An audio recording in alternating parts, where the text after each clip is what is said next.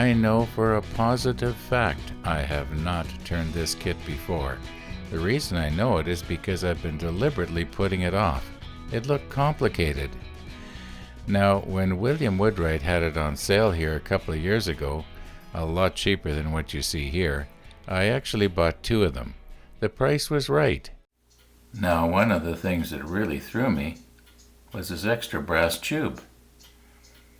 So I lowered myself to read the instructions, and then it kind of became clear what it was for. It's to help you force this piece up this tube after you get the blank turned.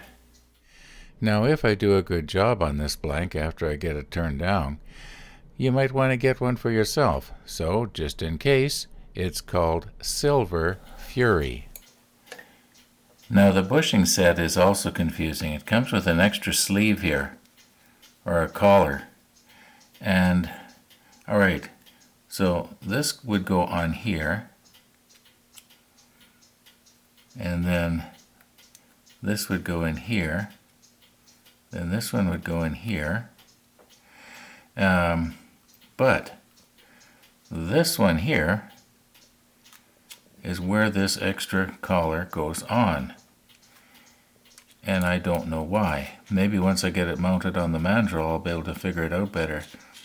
But the idea is that you're supposed to be able to tighten it down with this little set screw in the right place. But what is the right place? I guess once again I'm going to have to read the instructions.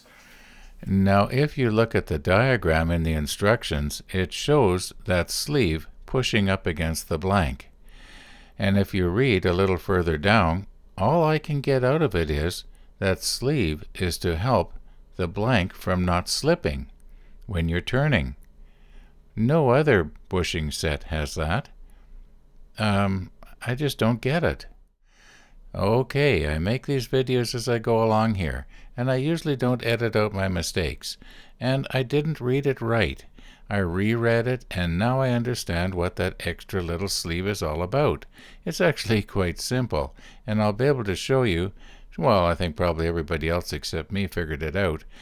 Once we start turning on the mandrel, it'll become very clear.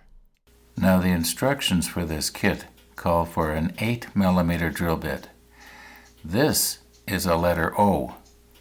A letter O is only 3/100ths of a millimeter too big. That's kind of like a hair. So I'm pretty sure it's going to do okay for these brass tubes. However, before I drill out the blank, I'm going to do a little test piece just to make sure that it's not too loose. So okay, now that I've got this thing figured out, it's actually going to go this way. And then this will go on here. But what I just did just now, and I actually have not tried this yet, I drilled that out with that 8mm bit. The idea is, of course, to just see how loose this is. And offhand, I'd say that's going to be just fine. Yeah, it's going to be just fine. Now, I was just thinking here, if I'm smart, I'm going to put this tiny little set screw in right now, because with my luck, I'll probably lose it. There we go.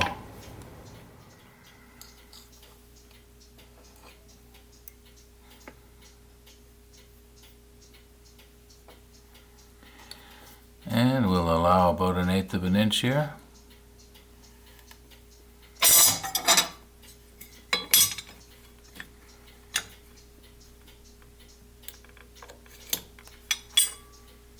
I think we can see that. Now, those of you who are regular viewers, you'll remember this.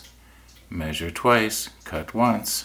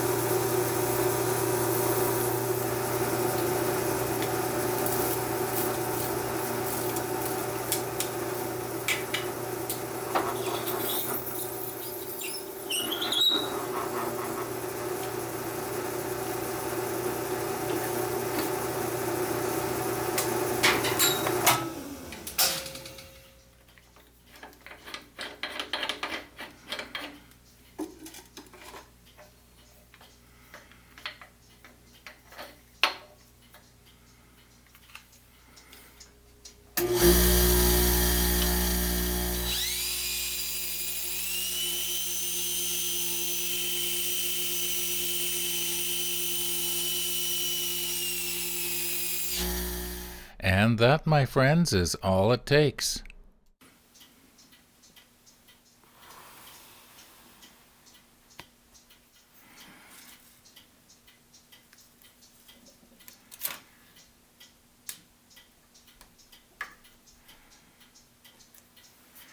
Now I realize that I could use the rotary wire brush to do this and it'd be probably a little faster. But if I leave the wire brush rub on the brass tube too long, it heats up and I lose my little wax plug here. And that's usually what happens, because in my exuberance to do a good job, well, that's what happens about half the time. So hence the piece of scrap sandpaper here. And by the way, it is very important to get the wax off the end, because it's on the end of the brass tube where you really want it to stick the best. Anyway, I think you get the idea.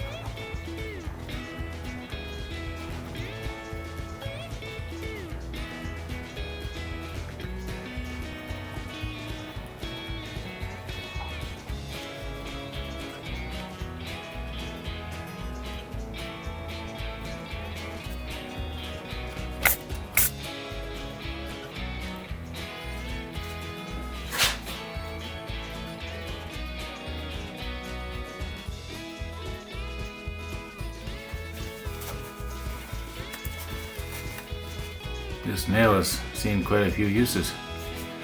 Probably get a few more out of it yet though.